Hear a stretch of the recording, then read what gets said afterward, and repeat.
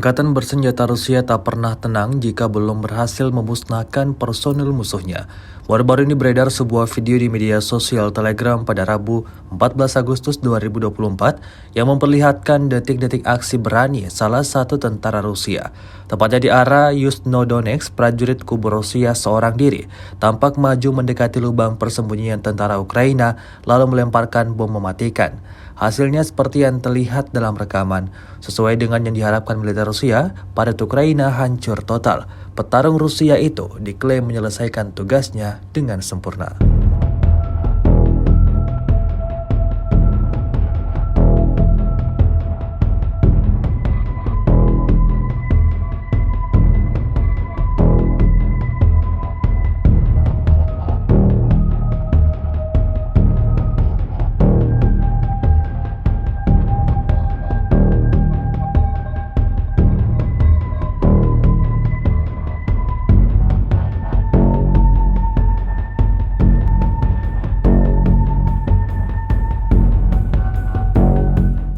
Download Tribun X sekarang, menghadirkan lokal menjadi Indonesia.